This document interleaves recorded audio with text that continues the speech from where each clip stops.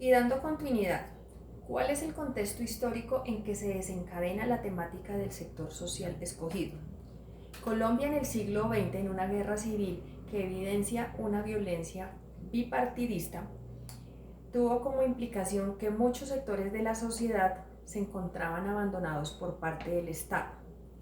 La represión de las huelgas de los obreros y la censura fueron características muy marcadas de esta época. Como muestra de ellos fue la huelga de los trabajadores de las bananeras de la United Fruit Company, que cuando manifestaron por sus precarias condiciones laborales fueron asesinados.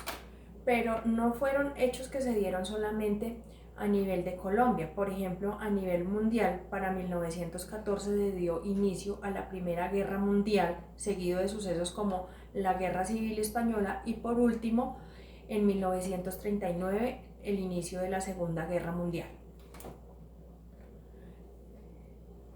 El contexto actual de esta temática es que bajo el contexto de globalización y bajo las innovaciones tecnológicas y de comunicación, el sector obrero ha tenido otro enfoque, donde se caracteriza por unos cambios en las características organizacionales, una redefinición de las relaciones laborales, una desregularización de las condiciones de trabajo y disminución de los costos para las empresas, una fluctuación laboral permanente, que a pesar de que pues, los obreros están bajo condiciones legales, el tipo de contratación sí es muy flexible, entonces eso no es un garante para los obreros, para los trabajadores, y por eso se da esta fluctuación laboral muy permanente. El aislamiento y la neutralización de la política para las clases trabajadoras, mayores exigencias a los trabajadores y una vivencia de riesgo e inseguridad. Como lo dije anteriormente, pues se da por las condiciones de contratación que hoy en día se tienen. ¿Cuál es la relación de la temática investigada con el concepto de cultura política? La cultura política puede referirse como la percepción que un sujeto o grupo tiene con respecto a la política que se ejerce en los territorios, en un territorio, en el caso de Colombia.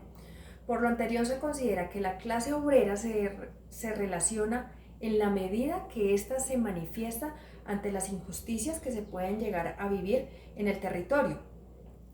Pero pues en muchos momentos estos modos de protesta se han tomado como ilegales.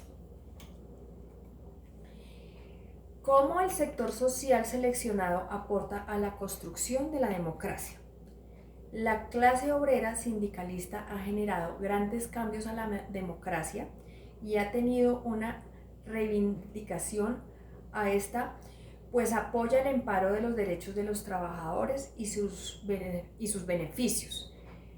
Las manifestaciones de descontento han traído un cambio social, pues debido a las huelgas, paros y marchas que se han presentado a lo largo de la historia, el gobierno ha tenido que permitir la participación democrática de los movimientos que anteriormente nombré y pues ser escuchados, cuando en algunos momentos se han sido relegados en el olvido.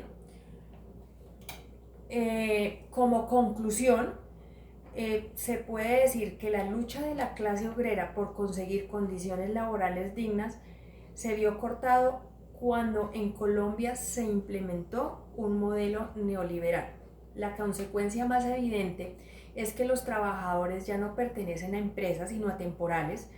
La tercerización del trabajo, que implica que, aunque se cumplan con las prestaciones de ley y que las empresas hayan adoptado otros departamentos dedicados a la seguridad física de un trabajador, no hay garantías con el tema de contratación, por eso los trabajadores todo el tiempo están a la merced de ser despedidos. Ello genera que no hay grupos sólidos en las empresas al no haber personal de planta.